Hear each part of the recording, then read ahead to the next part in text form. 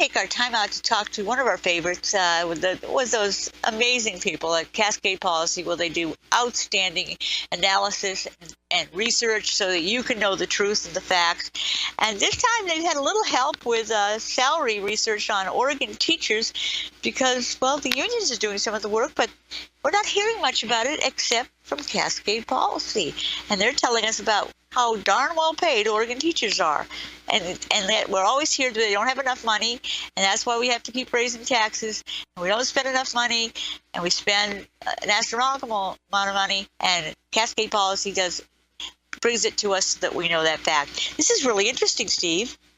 Thank you, Jane. We thought so. Yeah, so give us some of the numbers, because this is sort of stunning. Yes, well, the Oregon legislature is right now trying to raise taxes, as they always seem to do, to pay more money for K-12 education. And we just documented a couple of weeks ago, it wasn't us, it was the National Education Association puts out an annual report looking at the finances of all 50 states, their K-12 system. It turns out that Oregon spends more money per student than 33 other states. Now it turns out that Oregon also pays its teachers more than most other states, or a majority of the states.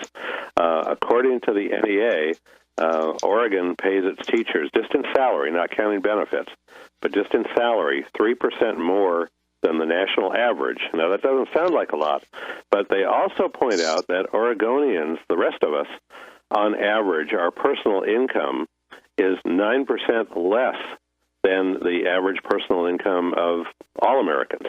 So we earn 9% less. We pay our teachers 3% more. That's a pretty good deal for teachers here. And so arguing that we need more money in education to pay teachers more doesn't really go over very well based on the teachers union's own numbers. Yeah, and they're constantly saying how underpaid they are. And there was a time when that was true. That it was sort of teachers, and then that's why they had the excuse, well, we're going to give them really good retirement and really good benefits. So there's some incentive here. That was true of government workers. But tell people what teachers are paid before they start double dipping and doing other things. Well, according to the NEA, the average salary, again, not including benefits, the average salary for teachers in this country is $58,343. That's last year. In Oregon, we don't pay $58,343. We pay an average of $60,459. And Portland State University just came out with a report, not comprehensive like this, but looking at Oregon teachers, including their benefits.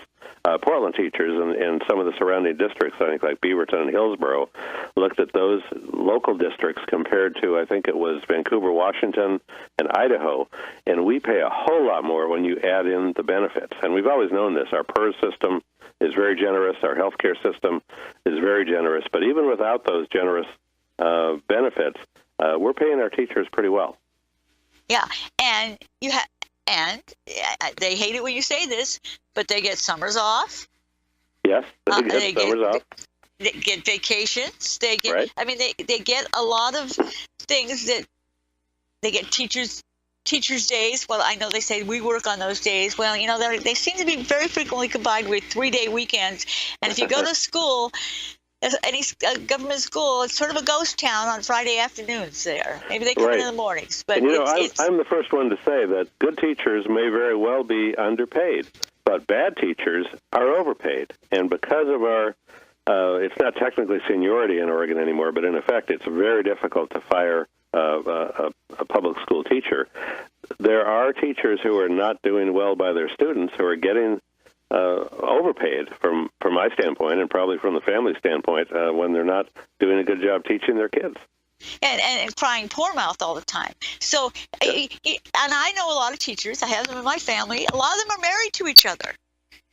And so they were looking at $100,000 plus a year before benefits and retirement. That's a pretty good income compared to most family incomes in Oregon.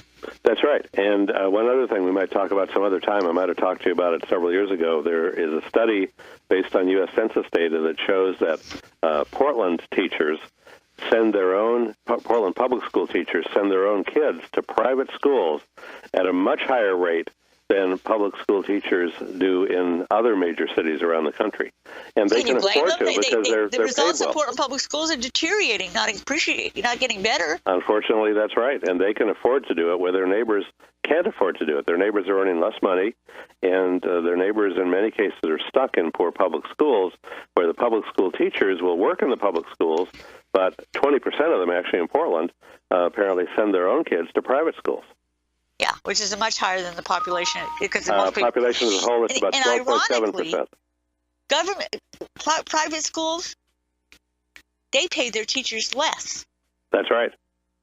They do, but teachers like to teach there for other reasons. Prefer to teach in an environment where education is valued and there's less of the hassles of the stuff that the public schools have, but they make less, and sometimes they have greater expertise in different areas, and it's very frustrating because I was on a board of a school, and for years we finally got them to the comparable worth with it, but it lasted like a year because they gave them another raise, and we just couldn't keep up and continue to achieve our mission. So it's very, very frustrating.